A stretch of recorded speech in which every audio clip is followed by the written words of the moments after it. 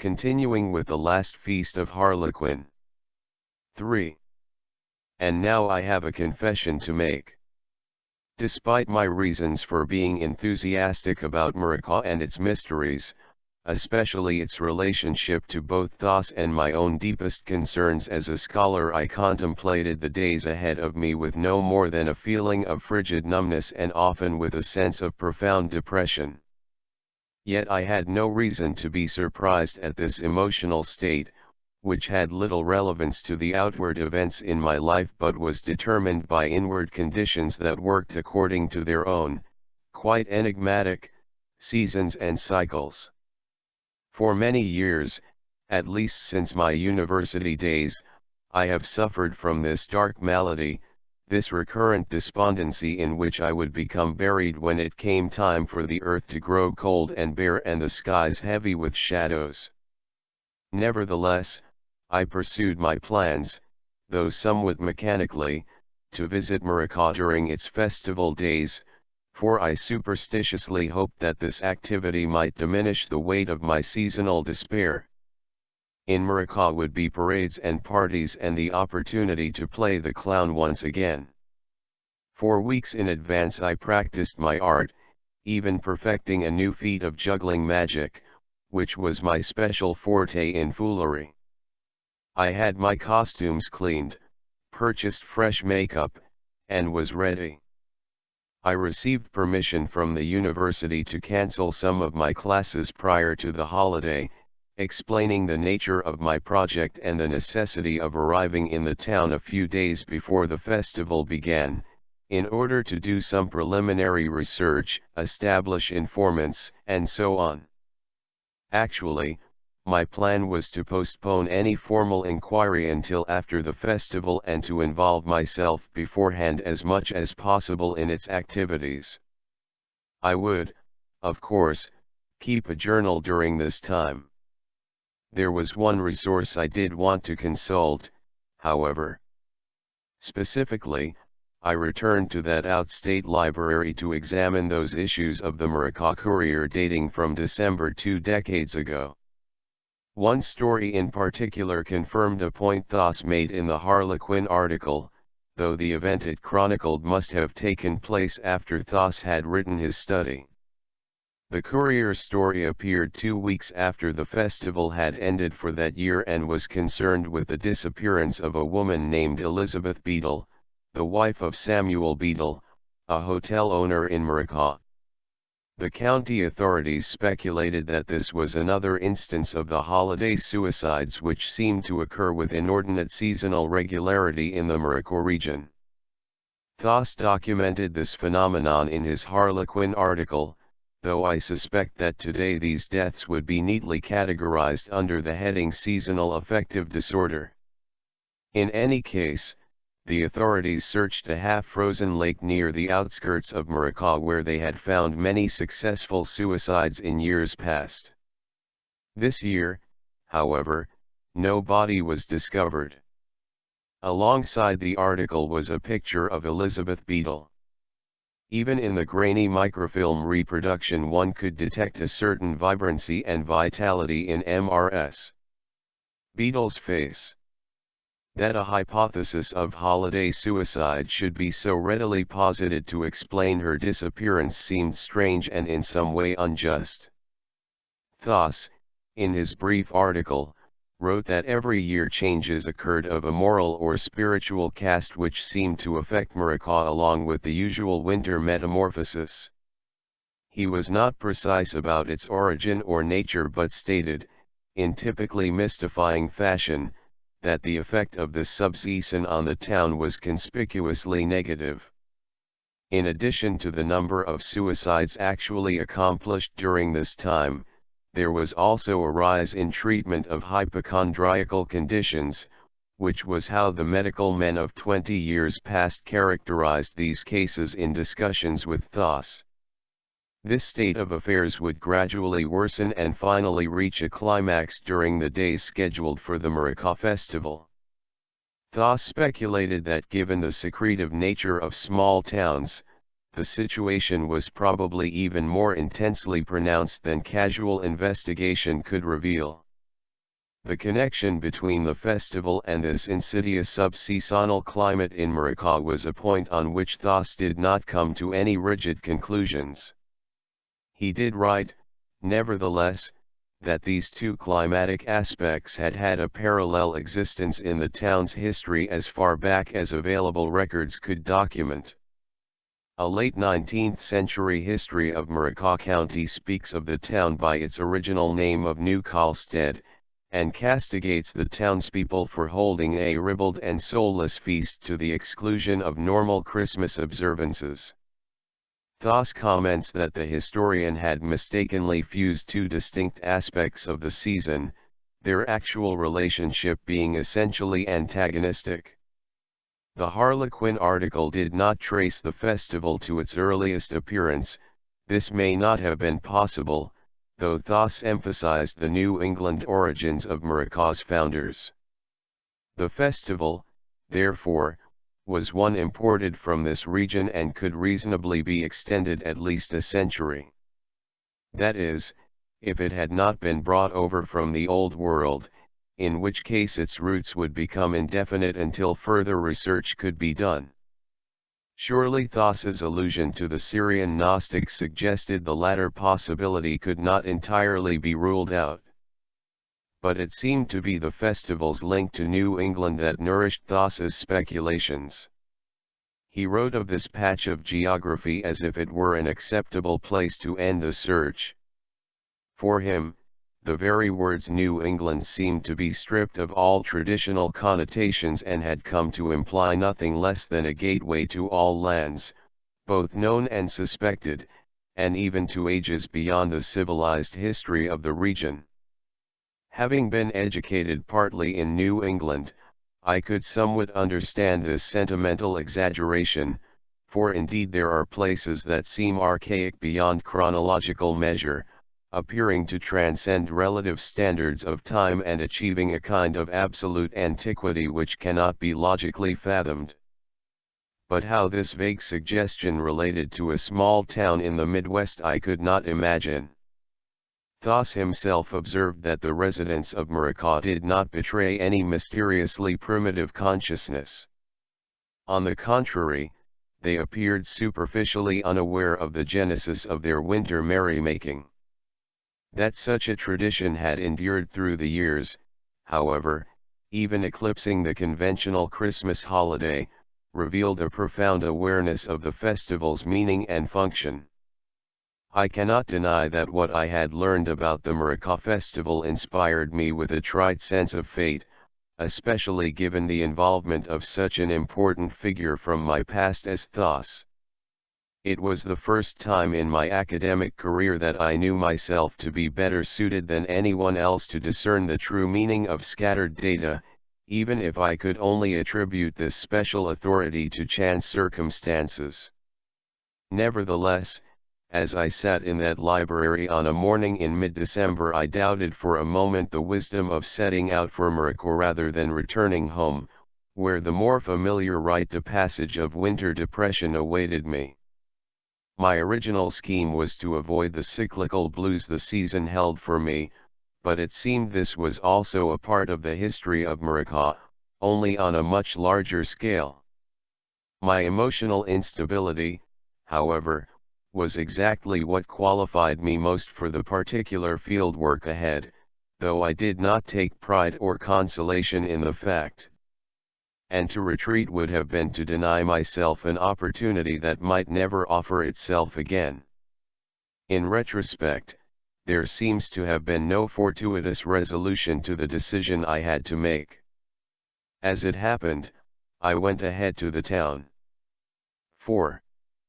Just past noon, on December 18th, I started driving toward Morocco. A blur of dull, earthen-colored scenery extended in every direction. The snowfalls of late autumn had been sparse, and only a few white patches appeared in the harvested fields along the highway. The clouds were gray and abundant. Passing by a stretch of forest, I noticed the black, ragged clumps of abandoned nests clinging to the twisted mesh of bare branches. I thought I saw blackbirds skittering over the road ahead, but they were only dead leaves and they flew into the air as I drove by. I approached Muraka from the south, entering the town from the direction I had left it on my visit the previous summer. This took me once again through that part of town which seemed to exist on the wrong side of some great invisible barrier dividing the desirable sections of Muraka from the undesirable. As lurid as this district had appeared to me under the summer sun, in the thin light of that winter afternoon it degenerated into a pale phantom of itself. The frail stores and starved-looking houses suggested a borderline region between the material and non-material worlds, with one sardonically wearing the mask of the other. I saw a few gaunt pedestrians who turned as I passed by, though seemingly not because I passed by, making my way up to the main street of Muraka. Driving up the steep rise of Townsend Street, I found the sights there comparatively welcoming. The rolling avenues of the town were in readiness for the festival. Street lights had their poles raveled with evergreen, the fresh boughs proudly conspicuous in a barren season. On the doors of many of the businesses on Townsend were holly wreaths, equally green but observably plastic. However, although there was nothing unusual in this traditional greenery of the season, it soon became apparent to me that Muraka had quite abandoned itself to this particular symbol of Yuletide. It was garishly in evidence everywhere. The windows of stores and houses were framed in green lights, green streamers hung down from storefront awnings, and the beacons of the Red Rooster Bar were peacock green floodlights. I supposed the residents of Muraka desired these decorations, but the effect was one of excess. An eerie emerald haze permeated the town, and faces looked slightly reptilian. At the time I assumed that the prodigious evergreen, holly wreaths, and colored lights, if only of a single color, demonstrated an emphasis on the vegetable symbols of the Nordic Yuletide, which would inevitably be muddled into the winter festival of any northern country just as they had been adopted for the Christmas season. In his Harlequin article Thos wrote of the pagan aspect of Muraka's festival, likening it to the ritual of a fertility cult, with probable connections to chthonic divinities at some time in the past. But Thos had mistaken, as I had, what was only part of the festival's significance for the whole. The hotel at which I had made reservations was located on Townsend. It was an old building of brown brick, with an arched doorway and a pathetic coping intended to convey an impression of neoclassicism. I found a parking space in front and left my suitcases in the car. When I first entered the hotel lobby it was empty. I thought perhaps the Muraka festival would have attracted enough visitors to at least bolster the business of its only hotel, but it seemed I was mistaken. Tapping a little bell, I leaned on the desk and turned to look at a small, traditionally decorated Christmas tree on a table near the entranceway. It was complete with shiny, egg-fragile bulbs. Miniature candy canes. Flat, laughing Santas with arms wide. A star on top nodding awkwardly against the delicate shoulder of an upper branch. And colored lights that bloomed out of flower-shaped sockets.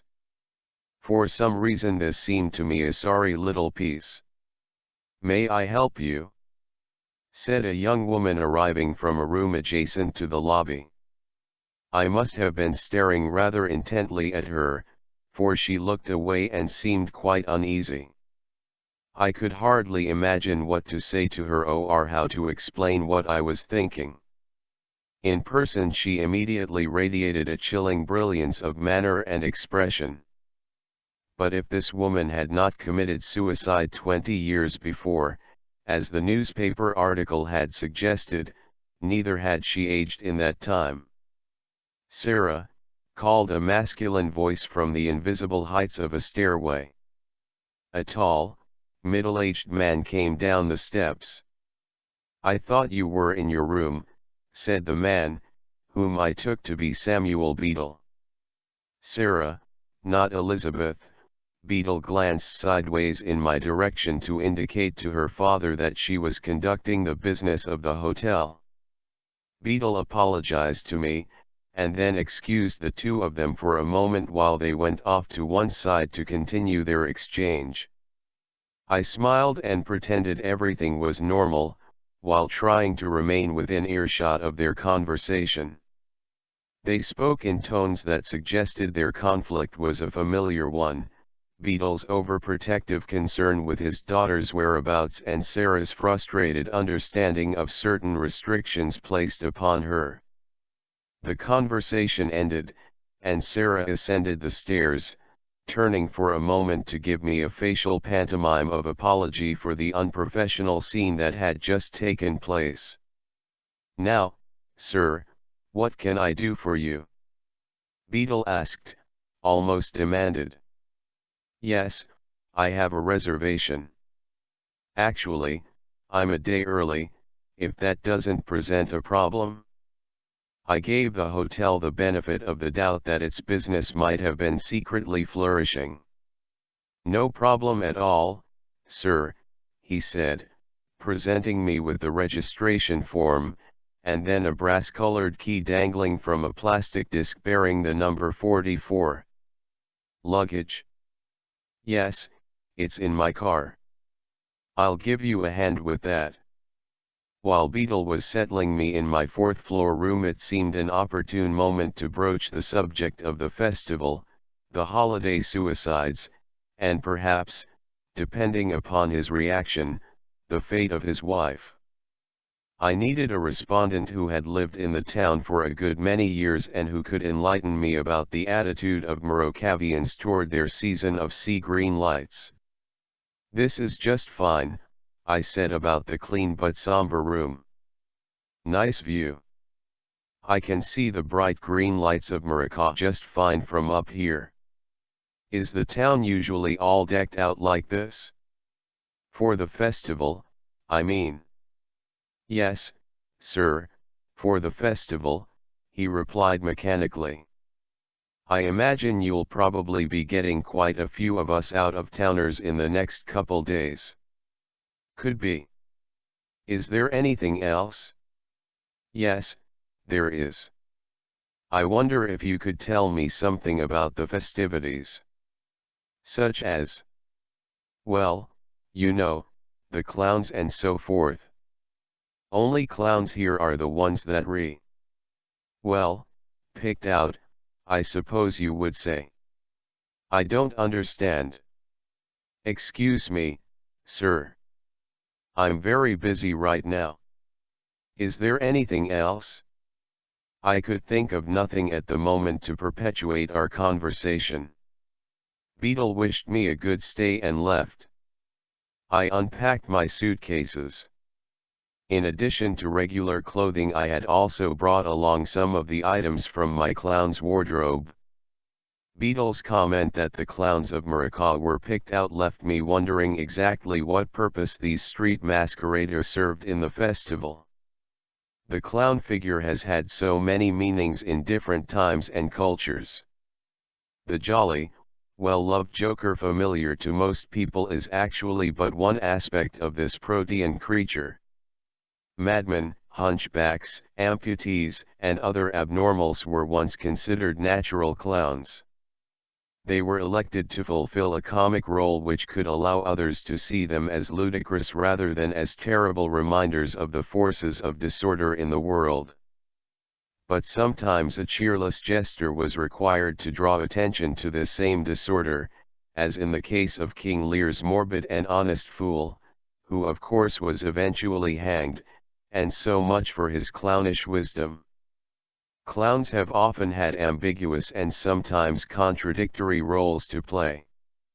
Thus, I knew enough not to brashly jump into costume and cry out, "Here I am again." That first day in Morocco I did not stray far from the hotel. I read and rested for a few hours and then ate at a nearby diner. Through the window beside my table I watched the winter night turn the soft green glow of the town into a harsh and almost totally new color as it contrasted with the darkness. The streets of Maracay seemed to me unusually busy for a small town at evening. Yet it was not the kind of activity one normally sees before an approaching Christmas holiday. This was not a crowd of bustling shoppers loaded with bright bags of presents.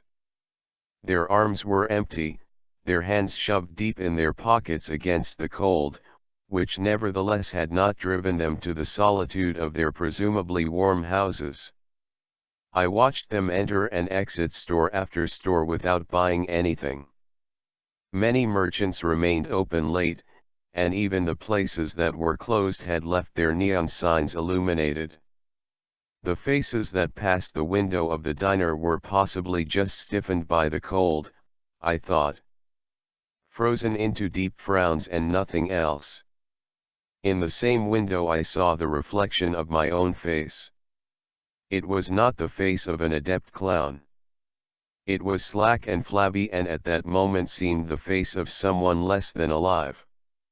Outside was the town of Maracay, its streets dipping and rising with a lunatic severity, its citizens packing the sidewalks, its heart bathed in green, as promising a field of professional and personal challenge as I had ever encountered, and I was bored to the point of dread. I hurried back to my hotel room. Maracay has another coldness within its cold, I wrote in my journal that night. Another set of buildings and streets that exists behind the visible town's facade like a world of disgraceful back alleys. I went on like this for about a page, across which I finally engraved a big X.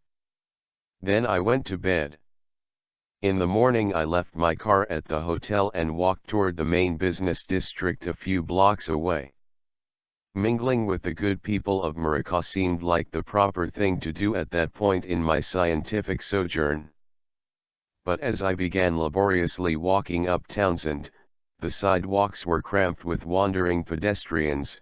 A glimpse of someone suddenly replaced my haphazard plan with a more specific and immediate one. Through the crowd and about 15 paces ahead was my goal. Drive. Thos, I called. His head almost seemed to turn and look back in response to my shout, but I could not be certain. I pushed past several warmly wrapped bodies and green-scarved necks, only to find that the object of my pursuit appeared to be maintaining the same distance from me, though I did not know if this was being done deliberately or not. At the next corner, the dark-coated Thos abruptly turned right onto a steep street which led downward directly toward the dilapidated south end of Maracay. When I reached the corner I looked down the sidewalk and could see him very clearly from above. I also saw how he managed to stay so far ahead of me in a mob that had impeded my own progress. For some reason the people on the sidewalk made room so that he could move past them easily, without the usual jostling of bodies. It was not a dramatic physical avoidance, though it seemed nonetheless intentional. Fighting the tight fabric of the throng, I continued to follow Thos, losing and regaining sight of him. By the time I reached the bottom of the sloping street the crowd had thinned out considerably, and after walking a block or so farther I found myself practically a lone pedestrian pacing behind a distant figure that I hoped was still Thos. He was now walking quite swiftly and in a way that seemed to acknowledge my pursuit of him, though really it felt as if he were leading me as much as I was chasing him. I called his name a few more times at a volume he could not have failed to hear, assuming that deafness was not one of the changes to have come over him. He was, after all, not a young man, or even a middle-aged one any longer. Thos suddenly crossed in the middle of the street. He walked a few more steps and entered a signless brick building between a liquor store and a repair shop of some kind.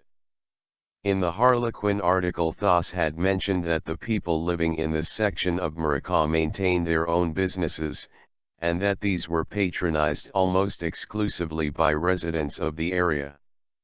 I could well believe the statement when I looked at these little sheds of commerce, for they had the same badly weathered appearance as their clientele. The formidable shoddiness of these buildings notwithstanding, I followed Thos into the plain brick shell of what had been, or possibly still was, a diner. Inside it was unusually dark. Even before my eyes made the adjustment, I sensed that this was not a thriving restaurant cozily cluttered with chairs and tables as was the establishment where I had eaten the night before, but a place with only a few disarranged furnishings, and very cold. It seemed colder, in fact, than the winter streets outside. Dr. Thos. I called toward a table near the center of the long room. Perhaps 4 or 5 were sitting around the table, with some others blending into the dimness behind them. Scattered across the tabletop were some books and loose papers. Seated there was an old man indicating something in the pages before him, but it was not Thos. Beside him were 2 youths whose wholesome features distinguished them from the grim weariness of the others. I approached the table and they all looked up at me. None of them showed a glimmer of emotion except the 2 boys, who exchanged worried and guilt-ridden glances with each other, as if they had just been discovered in some shameful act. They both suddenly burst from the table and ran into the dark background, where a light appeared briefly as they exited by a back door. "I'm sorry," I said diffidently. "I thought I saw someone I knew come in here." They said nothing. Out of a back room others began to emerge, no doubt interested in the source of the commotion. In a few moments the room was crowded with these tramp-like figures, all of them gazing emptily in the dimness. I was not at this point frightened of them. At least I was not afraid they would do me any physical harm. Actually, I felt as if it was quite within my power to pummel them easily into submission, their mousy faces almost inviting a succession of firm blows. But there were so many of them. They slid slowly toward me in a wormy mass. Their eyes seemed empty and unfocused, and I wondered a moment if they were even aware of my presence. Nevertheless, I was the center upon which their lethargic shuffling converged, their shoes scuffing softly along the bare floor. I began to deliver a number of hasty inanities as they continued to press toward me, their weak and unexpectedly odorless bodies nudging against mine. I understood now why the people along the sidewalk seemed instinctively to avoid Thos. Unseen legs became entangled with my own. I staggered and then regained my balance. This sudden movement aroused me from a kind of mesmeric daze into which I must have fallen without being aware of it. I had intended to leave that dreary place long before events had reached such a juncture, but for some reason I could not focus my intentions strongly enough to cause myself to act.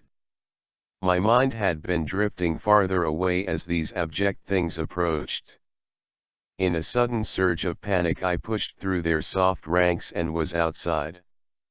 The open air revived me to my former alertness, and I immediately started pacing swiftly up the hill.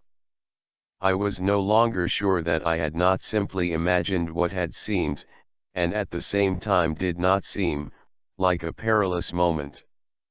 Had their movements been directed toward a harmful assault, or were they trying merely to intimidate me?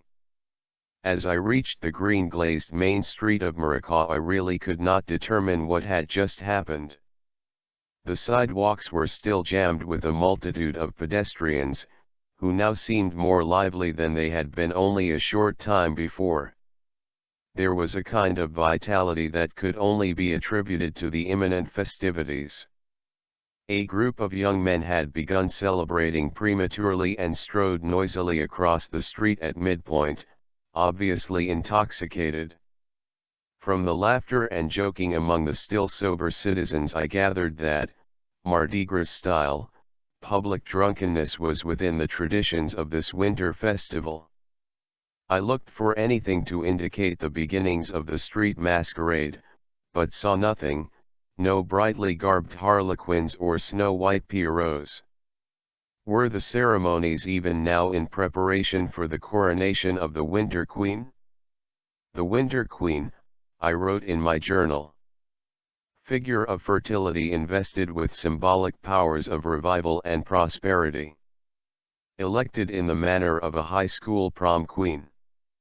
Check for possible consort figure in the form of a representative from the underworld. In the pre-darkness hours of December 19th I sat in my hotel room and wrote and thought and organized. I did not feel too badly, all things considered. The holiday excitement which was steadily rising in the streets below my window was definitely infecting me. I forced myself to take a short nap in anticipation of a long night. When I awoke, Maracas' annual feast was in full motion.